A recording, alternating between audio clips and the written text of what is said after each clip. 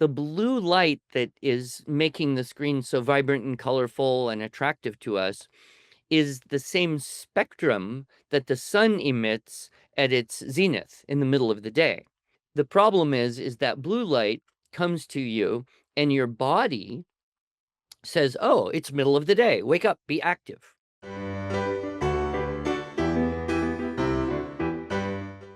Good afternoon, everyone. This is Gretchen Rowe for the Demi Learning Show, and it is my very, very special privilege to welcome Andrew Pudawa today to have this conversation about cultivating attentiveness and contemplation. Man, in this fast paced society in which we live, both of those words are hard to even sometimes wrap our minds around because there's so much that comes at us. Andrew, how about I'll let you introduce yourself? Yeah, thanks so much. It's great to be with you again, Gretchen. We see each other like ships passing in the daylight, but it's nice to have a chance to just focus and talk and discuss. And yeah, for me, most important, I am a dad of 7 grown children. We homeschooled almost all of them for almost all the time. The 3 youngest all the way 4 youngest all the way through. I have a small business called the Institute for Excellence in Writing, and we provide curriculum for the cultivation of the arts of language, listening, speaking, reading, and writing. We're probably best known for our English composition video courses used in classical conversations, as well as our Fix It grammar. And the most important thing about me is I have 18 grandchildren, plus one on the way, due in November, and it's the best thing about being a human being that I can see is grandchildren, so I'm I happy I have to. to say, Andrew, every time you talk about your grandchildren, you have a smile on your face that's just beatific. So I know how much you enjoy them. How many of them are there with you in the Midwest? Yeah, so, one daughter has 5, and they are very close by. My son had just had his first, and he's about, I think, 9 months old now. Super chunky kid. He weighs as much as a 2-year-old. He is massively strong. He got my son's weightlifter genetics, and they are actually in the same subdivision where we are, right around the corner. And then, my daughter, my youngest, she has 2, a 5-year-old and a 1-year-old. So, the great thing about that is that, when we get together, the cousins are starting to develop relationships, and then I have, 3 in Michigan, 6 in Pennsylvania, and 1 in California. So, I don't get to see them as often, but whenever I get time with any of them, it's very, very wonderful. Absolutely. And so now you are also a dad. Before we get into this conversation, you're also a dad who just had another child graduate from college. Does it get old?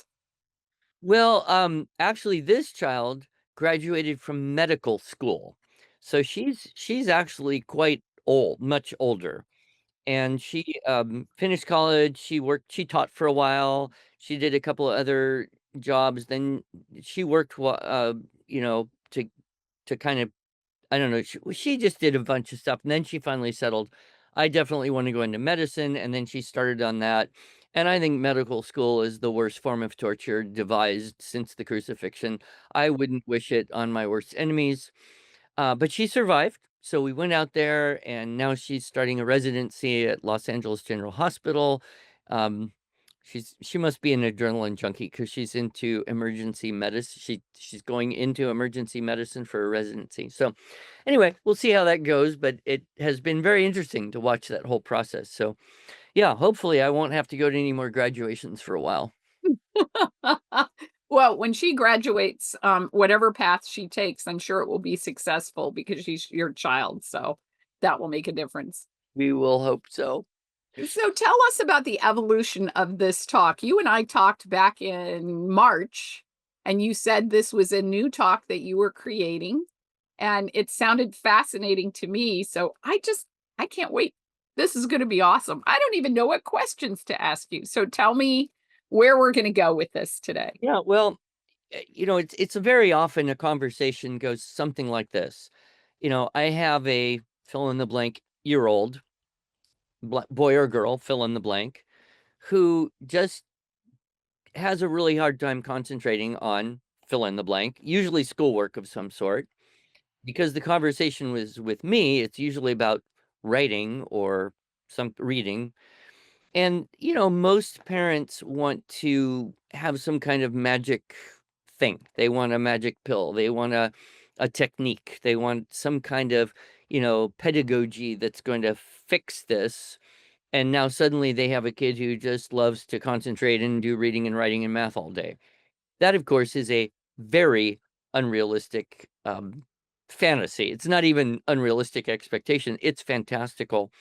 But I started thinking a lot about, well, you hear this more and more and more in the modern world, and you and I have been around in homeschooling and education long enough to remember 20, maybe even close to 30 years ago, and things have just changed so radically.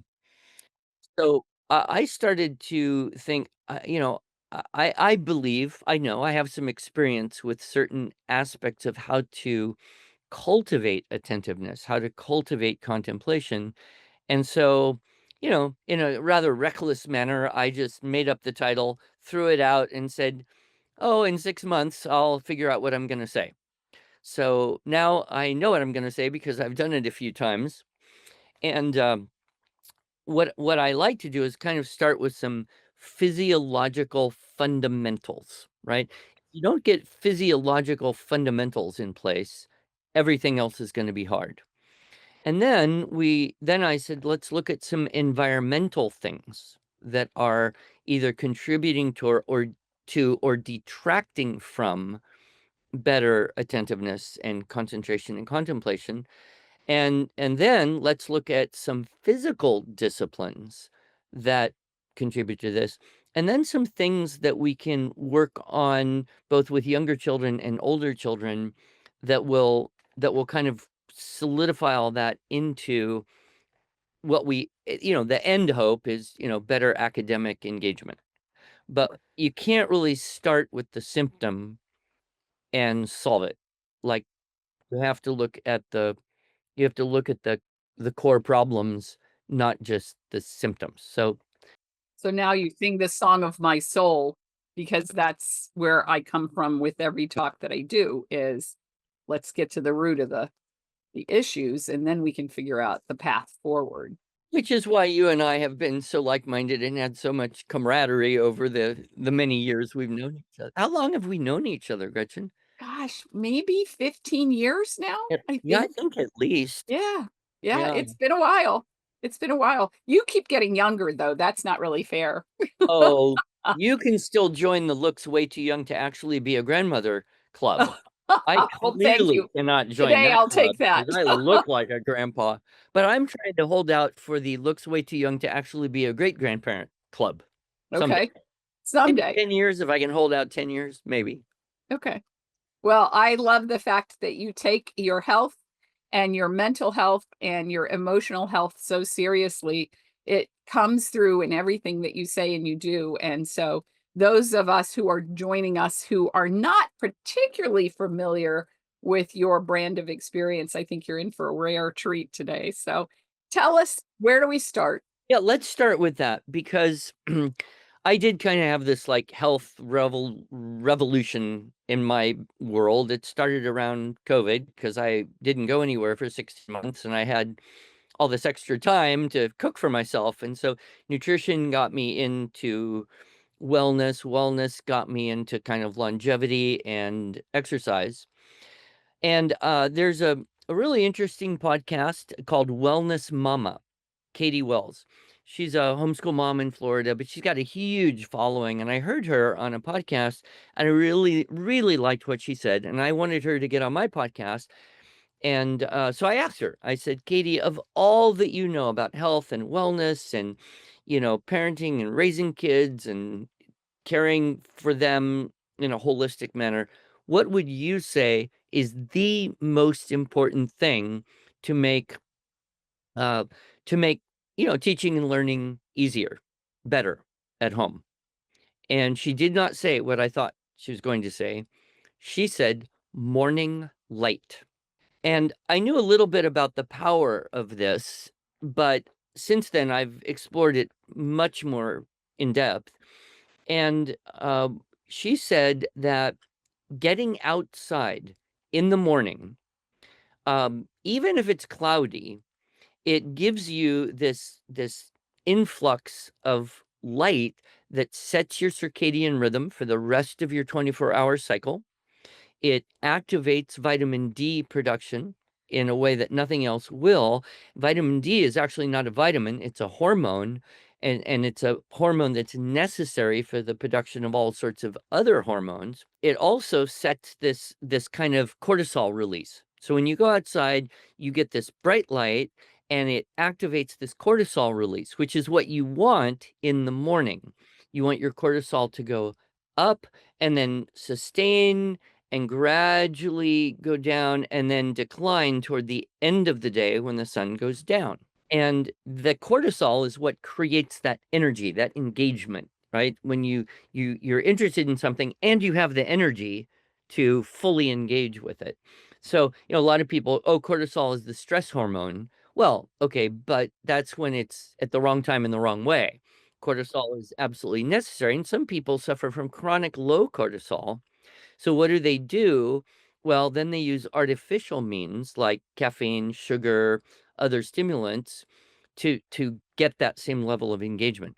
So she said, kick your kids outdoors as soon as you can, as soon as they get up and light, and even if it's cloudy or cold, bundle them up, but get them outside. If it's nice and warm, get them outside with as few pieces of clothing as possible, which they are particularly happy to do most of the time, barefoot if you can, so they can kind of ground a little bit, on the grass or the dirt or even the concrete. And if you will get them outdoors for about 20 minutes, when they come back in, you will notice a huge improvement.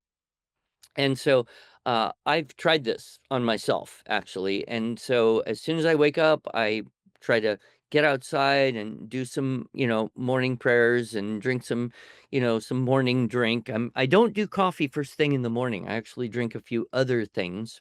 Electrolytes would be the first thing. And I notice that I'm just happier in the day, and I just feel more focused. And it's not always the case, but I think it's one of the factors that can make a huge difference for kids. And so whereas you think about most of us, especially if you live somewhere where it's kind of dark and cold half the year, you don't wanna go outside, you don't think of going outside, so you get up, you eat some food, you do whatever, and then start school. Because when you're homeschooling, you've gotta start school. Because if you don't start school, you'll never do any of it. Uh, but I think that we might all do much better if we and our kids, if we kicked all of us outside and, ran around and got some sun or drink the coffee or whatever you wanna do, or even make the breakfast and take it outside and eat outside. So that would be the number one thing that I think it's cheap, it's easy. Some people do live in apartments, it's a little bit harder, but hopefully there's some common area someplace where you can just get out. And remember, you don't have to be in direct sunlight. Even on a cloudy day, the quality of the light that you get from the sun is way better than the quality of light you get from any inside room in terms of You know, brightness. I didn't realize until you said this, but I have practiced the discipline of going for a walk every morning for years. And when I don't get my walk, I have an attitude. And it's not a conscious attitude, it's just it changes how I feel about the day. I don't care if it's cold, I don't care if it's warm. I've been known to go for a walk in the rain. Now, I have 3 dogs when I'm at home who always accompany me, and they really don't like the rain, but they get to go anyway. And so a little bit of that is, a parent can take a note from that, and rain or shine. I mean, Ethan does this with his kids every day, rain or shine, and I think it makes a difference. Yeah. Now, on the other end of the light thing, I'll just mention briefly, you want that lowered cortisol. You want low light at night because then it eases you into sleep better. Now, some kids sleep really well. Other kids, have a hard time getting to sleep. Same thing with adults. But what I notice is if I will start turning off lights in my house around sunset and keep very minimal lighting indoors, I am much readier to sleep when I want to. And I didn't always understand this, and so you'd have all the lights on because you're doing stuff. The other thing, of course, we all know is screens. And it's hard. It's a hard, hard discipline. But if you can somehow just stop looking at screens at least an hour before when you want to sleep, preferably two, you will get better sleep. You'll have more REM sleep, you'll have more deep sleep. And I didn't quite understand why, but then people start talking about blue light, right? So blue light, screens and blue light, and then you wear, your blue light blocking glasses or whatever. But kids generally don't have blue light blocking glasses, and they'll watch, videos or whatever. But here's the problem, and I didn't understand it till recently. The blue light that is making the screen so vibrant and colorful and attractive to us is the same spectrum that the sun emits at its zenith in the middle of the day. So when the sun rises, it's filtered through the atmosphere. So you get more red and infrared and near red. Then as it gets at its zenith, it's the least amount of atmosphere. So you're getting the most amount of full spectrum light, blue light included. And then at sunset, it's being filtered again. Now, the problem is that blue light comes to you and your body says, "Oh, it's middle of the day. Wake up, be active." Right? And here's a really interesting thing. Every cell of our body has photoreceptors. So it's not just our eyes or skin even. It's like our whole body detects the presence of light frequencies, which is why when you watch a screen, particularly a strong, powerful one or a little one up really close, your body is saying, "Hey, it's time to wake up. It's time to be active." Sure. And That of makes course, sense. you're tired. You've expended your energy. You're ready. So those two things, light in the morning, cortisol up, cut the lights at night, and get maybe some amber or some non-whitish light, and just the hour before everyone goes to bed, try and do that. I think that helps a lot. And if your kids sleep well, they learn better. If you sleep well, you teach better. Right. I was gonna say, but you're messing with my jam there because my book reading time is before I go to bed, so Well, but you can, probably read a book with a lesser light, right? Or even an amber light, and that's way better than reading whatever you would on a screen, right? sure. So paper is much, much better for the eyes and winding down. So I read at night, and that's the way I get away from the screens. And when I'm with the kids, I always read to them at night. The second thing that would be connected here with fundamentals would just be when you eat various foods and what types of foods. So one of the problems that we all live in is called the SAD, which is stands for Standard American Diet. And we have all been brainwashed for years that what we should eat in the morning is cereal and maybe put some fruit or even some sweetness on the cereal. And that, things like waffles and pancakes and Pop Tarts, if you want to go extreme. Well, these are all pretty high carb foods. And what happens is when we do that, and especially if we accent those grain-based carbs with sugar-based carbs, is it does cause a big spike in blood sugar. But the problem is then the blood sugar goes down, and so now we lack energy to sustain that level of, engagement that we had for a short period of time. So what do? We have to, drink some coffee or get more sugar. We got to get more food in the body. And a lot of people are on this blood sugar up and down all day long. Whereas if we will prioritize protein in the morning, and eat things like, some eggs or some sausages or, even into less carby things and more, more protein, even like avocados, right? Cheeses, things like that. Then what happens is we have an increase in blood sugar, but it sustains much longer through the day. And so I have noticed that with the grandchildren, if I fix them some eggs and sausage with a little bit of cheese and some avocado for breakfast, they just have a better morning. In fact, I think their whole day is better. But if I succumb to their demand for cereal with fruit, the cycle of is shorter. So I think we would do well to consider that, and of course, try to eliminate any of the artificial stuff, because those artificial flavors and colors, we know the research is unequivocal. Those things are not good for the brain function or the metabolism. So I'd consider those fundamental: light and food. Well, it's interesting that you'd say that. When you and I saw each other in March, I had the joy and privilege, if you want to call it that, of coming home with COVID from that convention Oh my, this year, huh? Wow. this year. Yeah, and it was a very mild case of COVID, but at the outset, I discovered I didn't like the taste of coffee anymore, and I've consumed coffee since I was finishing my last year of college at the age of 28, and so um I didn't develop a fondness for it until then, but it seemed to be an essential bodily fluid in that last year of academics. And uh, cutting out the caffeine, I'm amazed at the return of my energy and my I don't have as many like I would have a and I wasn't a big coffee drinker. I was 1 cup a day in the morning, and cutting that out, I have more sustained energy. I don't have swings during the day, and I do start my day with protein, but I also don't do that until about 10 in the morning either. Right. Yeah, that would be me too. And children are a little different. They have much higher metabolism, so they generally do need food right when they wake up. Um, but yeah, and some people unfortunately will add sugars and flavors to their coffee to make that spike thing much worse.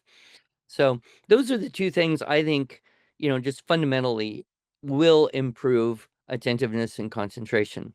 It's interesting that you should say that, Andrew, because what we're looking for is the key to a lock, but there's more than one combination to unlock that. Right. Or it's almost like a Houdini suit. There's a whole bunch of locks. And, you need to get several of them undone to see the results you want. So moving on, then I would look at environment. And this intersects a little bit with light, but in a different way. And that is the difference between being inside and being outside in terms of engaging the senses, right? So we have five senses, they're all interconnected in our brain. And so when we engage senses, we store various interchangeable informations like food, right? So there's the visual sense of it, you see what it is. Then there's the gustatory and olfactory sense of it. There's even a tactile sense because it feels different, right, in your mouth or your fingers or whatever. So when we are outside, we are gaining a much greater level of sensory stimulation, right? Because the temperature varies more greatly. The things that we see and hear are more varied and complex. And a good way to kind of think about this would be to consider, let's say you're outside in a park, or maybe, in a foresty area, or maybe at the beach, or even the desert. Um, Everything you see is different, right? Even one tree, you could look at one tree, and what you would notice is that all the leaves, although they have the same structure, right? A poplar leaf is a poplar leaf, and it isn't anything but a poplar leaf because it has the structure of a poplar leaf. But every one of the billions or trillions or gazillions of poplar leaves that have ever existed are different. And so the nature of natural creation is infinite complexity with perfect order, with perfect structure. That's the way God created the universe, was structure and order and infinite complexity and variety. So when you are in nature, you are absorbing both the structure of natural creation through your senses as well as the variety and then the multi-sensory stimulation aspect of that. Whereas when you're in a room, right, inside, you don't have that same thing. The temperature is more controlled.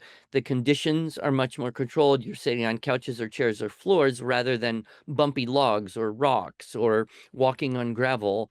You are seeing things that are more man-made, and so they're repetitive and not don't have that same level of variety. Now, what we like to do is we like to bring nature into our environment. We like to create more variety. So, you've got a plant right behind you there. I don't, because every time I put a plant in this room, it dies. But my home, where my wife is in charge, there's just plants all over the place, and we put beautiful pictures that kind of try to imitate nature to some degree because we love the complexity. So now, when a child spends time outside, they're actually stimulating the senses in a much more profound and dynamic way than when they're inside.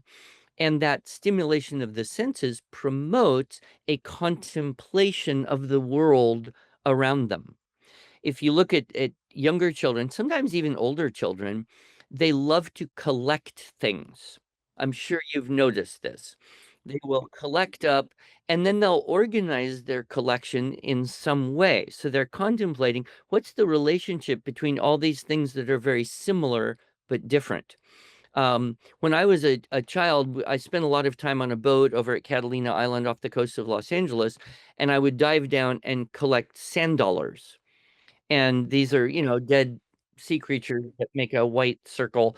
And I had just the most amazing sand dollar collection, from the tiniest little one that I could find and see to the biggest one I could find. And I kept them all organized, and I would pull them out, and then I'd go get another one and figure out where that would go. And then I'd get a slightly more perfect one and get rid of a chipped one. And I worked on this for years, this sand dollar collection. And that was a natural inclination for me at 9, 10, 11, 12 years old. I watched a 7-year-old granddaughter the other day dive down, grab handfuls of gravel, put them on the edge, sort them, pull out the pretty ones, throw the rest back in, go get more gravel, sort them, pull out the pretty ones, throw the rest back in. And she did this for an hour. She was just finding the prettiest of the rocks that made up the gravel in the bottom of this pool. And I just watched and I thought, this is so engaging for her. What is it there? And it's that natural tendency that we have that actually it's a skill that we want to have when we think about an analysis and comparison and some of those higher order thinking skills that we might call critical thinking to some degree. What are we having to do is attend and compare and divide and categorize. And I had a daughter who went to a classical liberal arts college, Thomas Aquinas College. Maybe some of our listeners know this school. And it's a very different kind of school in many ways. But one of the things I found so interesting, all of the freshmen, the whole school, they do the same course of study. All the freshmen had to take a course called natural philosophy. And one of the things they made them all do at the beginning of the school year, and these are 19-year-olds, right? 18 and 19-year-olds, is go out and collect insects and then organize these insects in any way they wanted to. So they could organize them by size, or they could do a little research, or they could organize them by color. And they had to organize. And that was a project that they all had to do, was pin these collected up dead insects and then explain how they chose to organize them. And I thought, that's really odd. I mean, if you were a teacher at blah blah U and you had your 19-year-olds go collect insects like 12-year-olds want to do, but you see, they understood. That's creating an attentiveness to detail that nature naturally and intrinsically provides for children. And so I think all of our children need a lot more time outside. It's funny that you should say that about the insects because my husband majored in biology, minored in entomology, and my friends in our homeschooling years would come over to the house and say, "You need to get so and so out of the freezer. I'm not opening your freezer," because they had no idea what was gonna fall out, because all of my kids were completely fascinated by all sorts of bugs and insects, and they were all in states of baggies and stuff like that in our freezer for years and years. Now it's just bees in jars when we're trying to determine. We had a virus go through our bee yard this spring, and so we were trying to determine its origins. And so half a dozen jars up on the counter with different bees in various states of development, trying to figure out the origin of the virus. So I can see that as, it's not it doesn't occur to me as a discipline, but it is a discipline because it's a fascination. So does one beget the other or the other way around? So Well, probably, a little bit of both. cultivating both. Now, we might also say that inside is where people are most likely to be using screens. And if children are using screens, they're most likely doing some kind of schoolwork. And I'm not opposed. I mean, we sell video curriculum. You do too. So, but one thing to note about a screen is that it eliminates three of the five senses because you're only seeing and hearing, and it also eliminates dimensional sense, right? And so it's a limited form of seeing and hearing, which is antithetical to the full development of the senses. So I think there's a very good reason, just from that perspective, to want to limit the amount of time that children are using screens. And that limit should be stricter the younger they are. Right. I just finished reading Jonathan Haidt's The Anxious Generation about a month ago. And my goodness, if that doesn't wake you up, I don't know what would. Phenomenally important book. And unfortunately, even in the homeschool world, there's more and more being pushed through screen-based learn to write, screen-based learn math, screen-based learn, phonics, screen-based, science class. And like I said, I'm not fully opposed to that, but for young children, that's going to be highly um it's highly hyper stimulating to the visual sense, especially if it's got cartoony stuff that would qualify kind of as edutainment. And of course, we know all of the research. I think you've dug into some of this as well. All of the research shows you learn to read better, you learn to write better, and you learn math better if you do it on paper.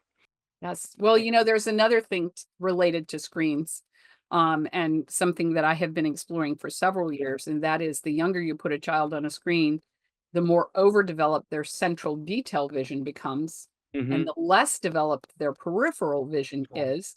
Yeah, And you need both to be able to read successfully. And this is why we're seeing an increase in kids who have reading challenges. absolutely. I think technology is hugely connected with all the things, whether it's, the ADD, whether it's the, you know, uh, even attention deficit issues that are interfering with concentration, probably even some visual issues, um, e- bordering on the dyslexic. Because what does dyslexic mean except not reading good?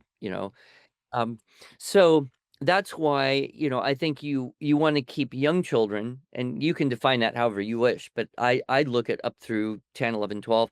You just want to keep them as minimal amount of time looking at screens as possible, and then regulate it very well and spend more time, doing real things with your hands, Right. with your whole And body. and real things with another human, because what I often say to parents is computers are a tool. They're not a teacher. Yeah, and of course now we've got this whole in the schools, which seems profoundly dangerous to me, this belief that somehow AI through screens is going to teach children to read and do math better than the humans have been doing. And I don't know, the humans in schools haven't been doing all that great, and I don't blame the humans, I blame the institutions. But I think that the danger here is really profound. Fortunately, there is a reaction against it, right? And people are saying, well, yeah, maybe what we need to do is cultivate distinctly human activities. You said something that reminded me of something I read 20 years ago. Now I'm going to have to find this attribution again. But the difference between being inside in a classroom and being outside in a classroom.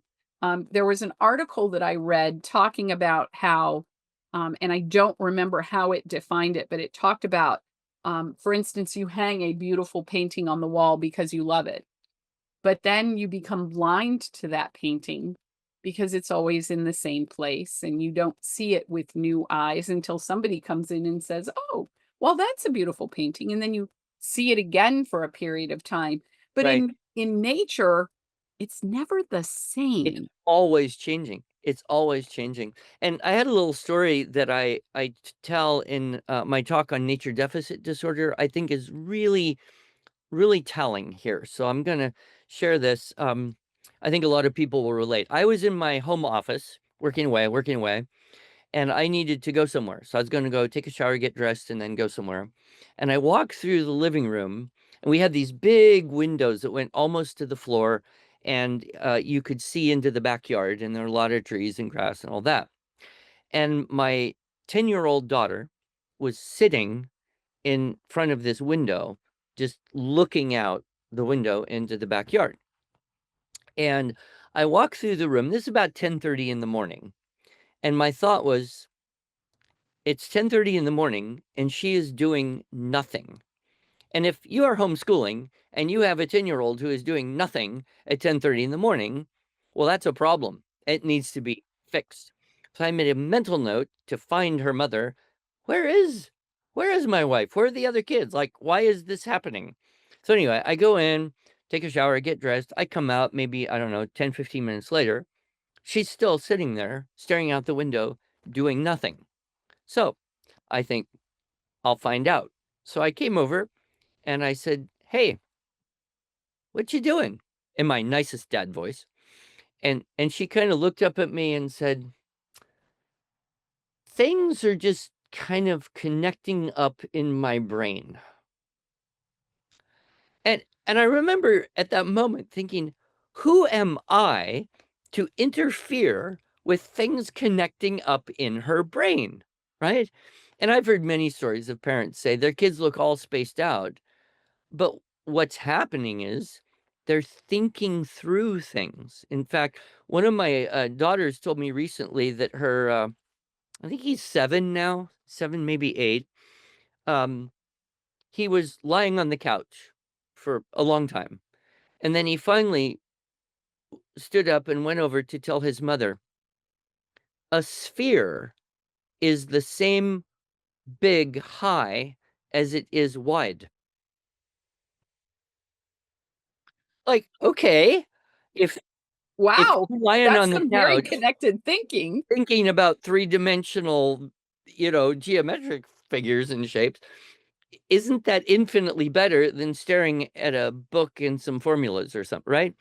So, I think, a lot of people they understand that children need the environment that nature provides for contemplation. We're just so worried that somehow that's going to take too much time away from all the stuff we really need to do so we can get through the math book or the writing program by the end of the year.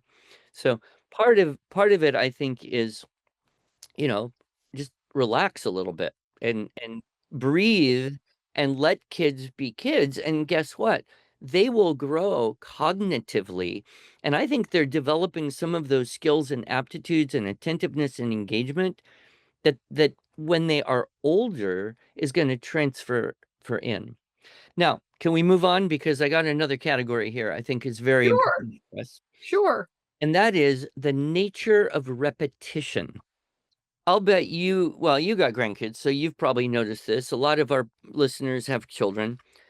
Young children are very happy to let you read them the same book again and again and again. And I think when my kids were young, I didn't really think about this so much. But one of the great things about grandchildren is you can observe them with a modicum of wisdom and experience in a way you couldn't when it was the first roll.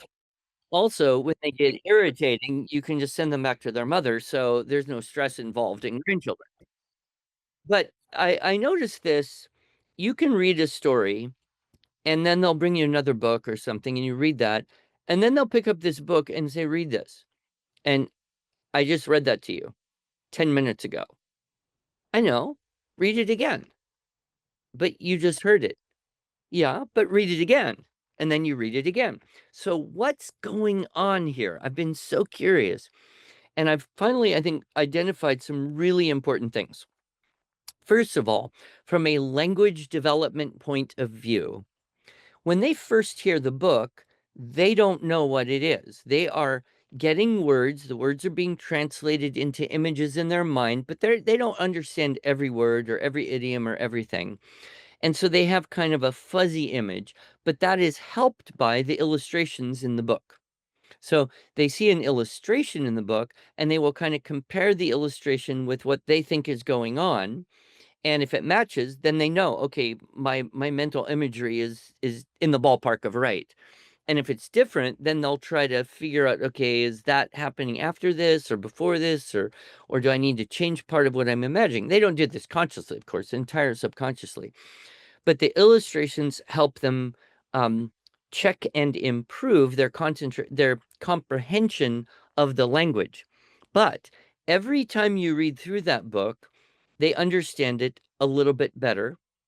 And then the next time, a little bit more. And that word that was fuzzy now has clearer meaning, and that idiom is now firmly there. And so their actual understanding of what they're hearing improves with repetition. Okay, that's one thing that's happening.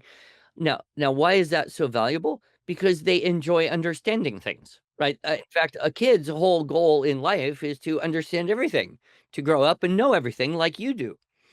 Uh, so that's one reason they appreciate it. Now, the other funny thing is they know what's going to happen.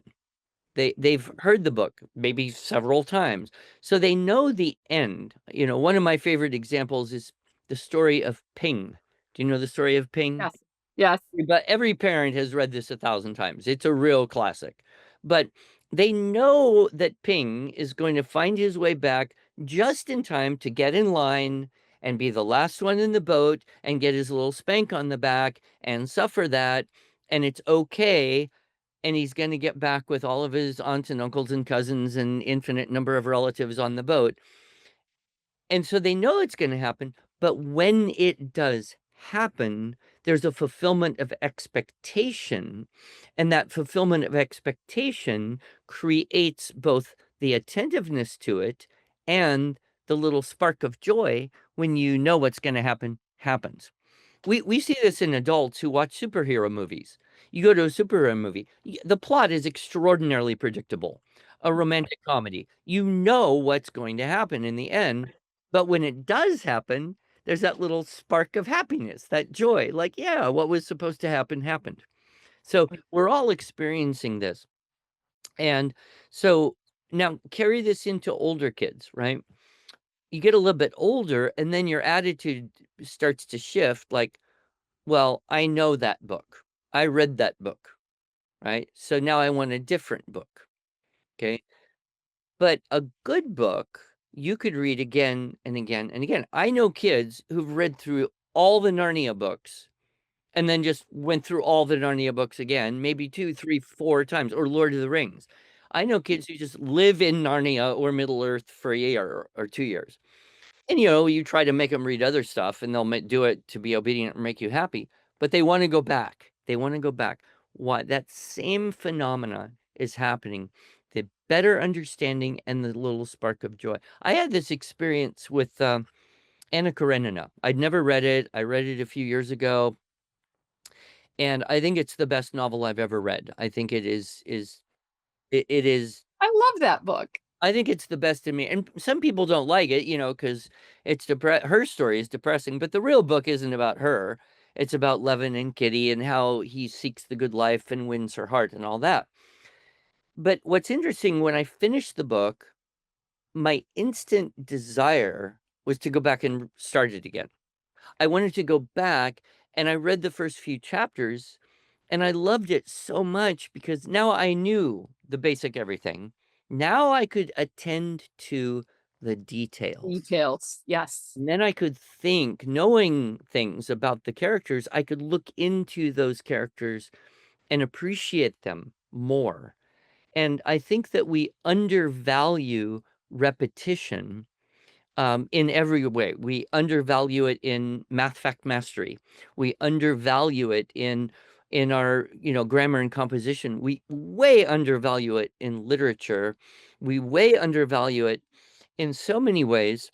And, we see this in music when you get kids to listen to a beautiful piece of music, and then you play that same piece of music for them 2 or 3 times a day for a week, and they get a repetition of, 15, 20 times. Now they start to memorize it. They start to own it. And so they hear it in a different way than the first few times that they heard it or owned it. And then there's greater attentiveness because of the expectation, and there's greater joy in the fulfillment of expectation. Well, when you were talking about why a little child wants to read the a book multiple times, the other thing that's happening for them neurologically is we are laying down myelinization pathways and they are developing in their brain. And as children emerge as readers, we get so excited as parents. We're like, "Oh, read this, read this, read this." But that being able to read until you read fluently and with inflection and with consistency, we lack the knowledge to understand how important that really is. So I just love the fact that you're saying this because it really makes a huge difference. And I'm always so surprised when I say this to parents in front of a conference room or, at a talk, and they look at me like, really? I just thought my 2-year-old was trying to drive me nuts by reading Peppa Pig 1,000 times. Oh, So, and I do think too that it there's a certain comfortability that kids need before we add complexity. And so, this is what we call at IEW, we call it the easy plus one method, right? So here's your little checklist, and you do that until it's easy. And then and only then do you add in the next complexity. Then you do that until that's easy, etc. And so many people, especially kind of new to homeschooling, they're in this idea that, okay, there's a nth grade book and an nth grade curriculum, and we have to get through this nth grade thing in 9 months, or else we're going to be behind, and that's really bad. And then we take 3 months and forget everything, and then we have the next nth grade thing, and we have to go through this at this speed. And I am always saying, no, any textbook is is only as good as you are, because you have to be in charge of that thing. Don't let it dictate the schedule to you. You control it. And I've talked with Steve Demi, a lot about this idea, and this is why I love the Matthew C approach. Like, no numbers, no nth grade. It's Greek letters, and nobody even knows which one comes after the other one. So there's this, nice idea that, you camp out where you need to until there's that mastery. Then you add in complexity, mastery, add in complexity, and then you have success, right? Andrew Kern said to me once, he said, nobody hates math. It's not possible to hate math because math is intrinsically beautiful. If you hate it, what you hate is not being able to do it. That's what you hate, right?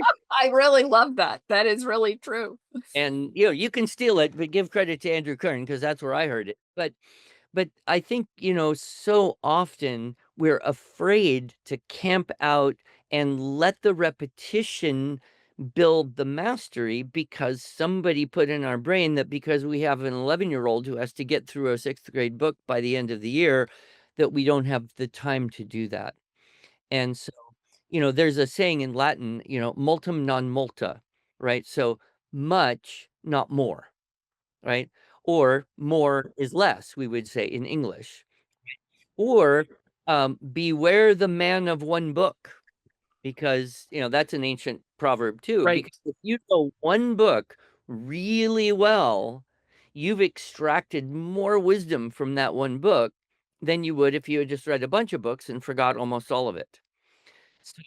So that idea of being willing to go deeper, and that's where you get the engagement too, is at that point of proximal challenge. So if you have a kid who's just doesn't want to do something, it's usually because they're overwhelmed with the complexity, right? So then you got to kind of go back to, well, where's the level of proximal challenge for this child? Where's that point where they can do almost all of it, and there's that one little thing that is challenging them, then it's engaging. But if there's too many things they don't understand or can't do, And that's the same thing with writing. Nobody would hate writing. What you hate is being overwhelmed by the complexity of the process. So that's what we're Absolutely. And, I love, for years, I think the very first time I heard you speak, I heard you say that. Mhm. And for years, I have had, this idea that kids don't like to write because we make them park their fannies in a chair. We ask them to do so much at one time. If I could find an equivalency for you as an adult, you wouldn't like it either. You would leave. You would just walk out of the room and not suffer that. I know we're kinda coming into the end, but I would like to mention one more thing, if you don't mind. Oh, no, this is wonderful. I'm having more fun than anybody else here, so this is just amazing. Well, again, this isn't people want a magic pedagogy or a magic pill.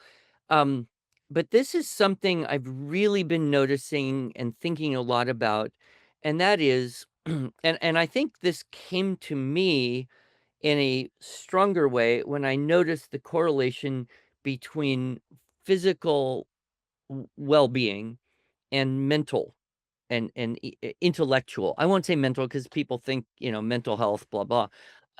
Intellectual well-being, and that is the relationship between control. If you can control your body better, you will see an immediate ability improvement in your control of your mind.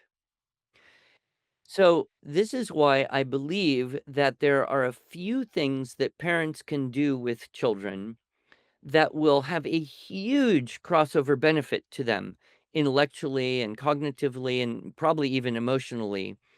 And that would be disciplines that encourage self control physically.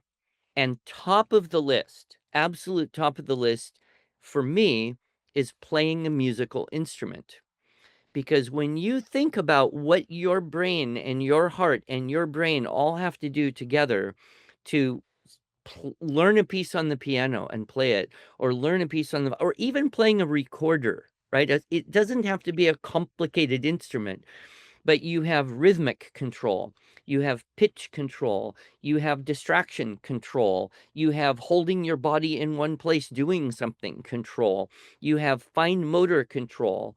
You have the absolute best possible opportunity to discipline your body for the purpose of producing beauty. And I think that if you had a young child, 4, 5, 6, 7, 8, maybe even 10 years old, the single most important thing you could possibly do way beyond, like, learning to read and write and do math, would be playing a musical instrument, because that's gonna do things for your body and your heart and your brain that nothing else will do as a foundation. And I view the fact that I got to start playing the violin at 5 years old and grow up and play violin for 10 years of my childhood as the single most formative thing in my entire life. And so that would be top of the list. And then number 2, and I'll just shoot this out and you can comment, is martial arts. Martial arts, what do you have to do if you wanna go taekwondo, karate, aikido, even things like archery or riflery? You have to exercise extraordinary control over your body, your eyes, your head, your fingers, all the muscles to hold your body in that position. And I started doing karate middle school, so probably 12 years old. And it was a life changer for me because I had to sit there and totally control my body, and I remember my teacher, he was tough. If you even yawned during the demonstration part of the class, 20 knuckle push-ups on a hardwood floor. I mean, I was highly motivated to sit still, to not yawn, to lock on. And then when I would get up to practice, you're just using your brain to control your body in these very precise ways. And we could say by extension, dance, like formal dance, right? Or gymnastics. These are all better. Dance, gymnastics, martial arts is the best in my view. These are way better than team sports.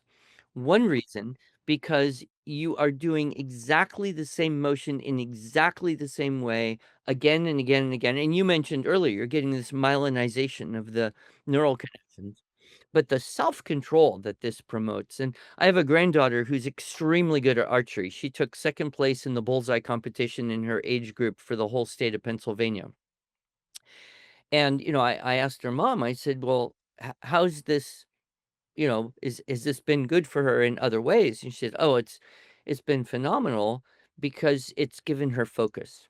She has learned to focus." And she was a very easily distractible, probably still is by neurology, by genetics or nature, but this control that archery creates is hugely cross applicable to everything else in life. You know, you taught me something here that has never occurred to me. And my second oldest child he'll be 36 in October. And he was that child who, from the age of 5, said, I want to learn to play the piano. He was also extremely ADD, no H there, but it was like trying to educate Mr. Magoo because he was always lost in a book and he wasn't, trying to get him to attend to the here and now was very interesting. I'll just leave it like that.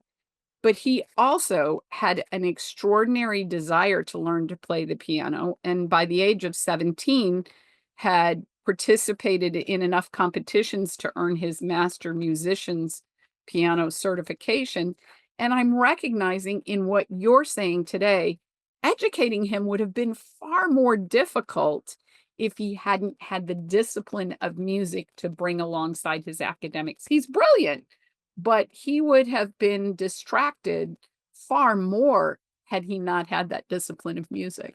Yeah, I'll throw in one more comment. I was at a CERSI conference and there was a Q&A after, and they're talking about purity, right? Which is a super, super hard thing in today's world. I mean, harder probably than ever before in history. And the speaker, Heidi, she said, the best curriculum for purity is playing the piano. And then unpack that a little bit. But when you think about it, music has its physical control component, it has its daily discipline control component, and it has an emotional nourishing effect. And when you're doing music, I don't think piano is magical more than cello or something else.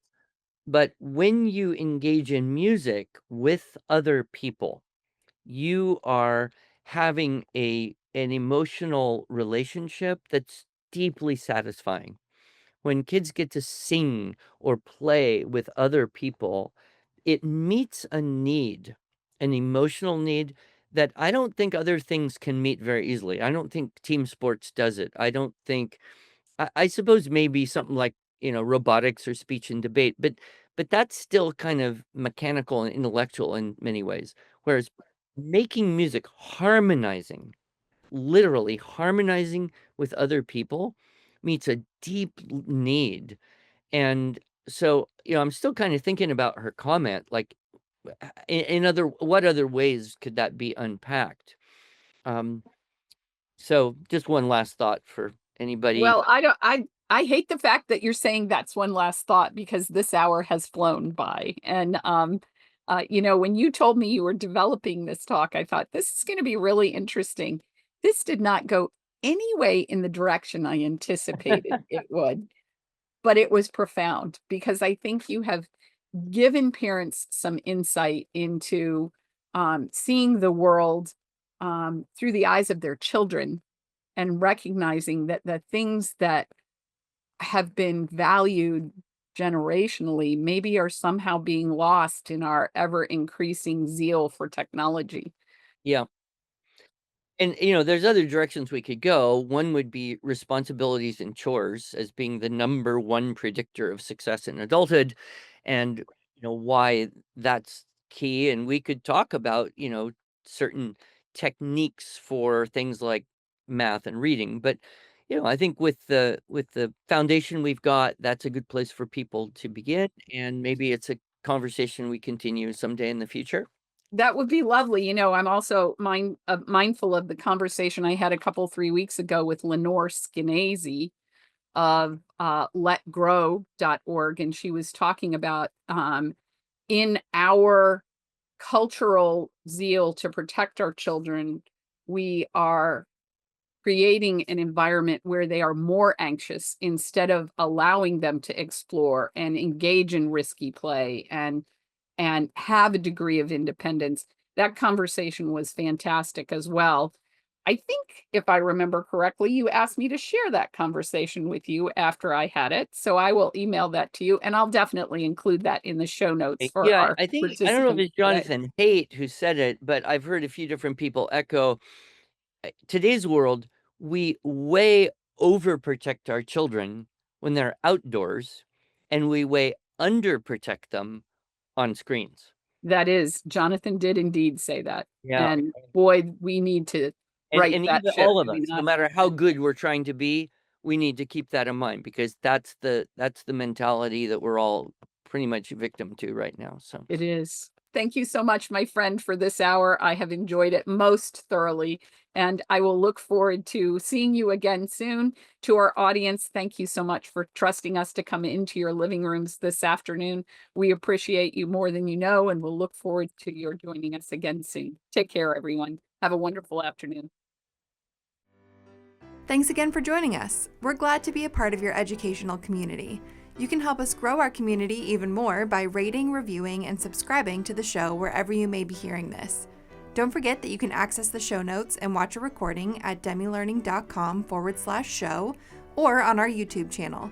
We'll see you again next time. Until then, keep building strong foundations for lifelong learning.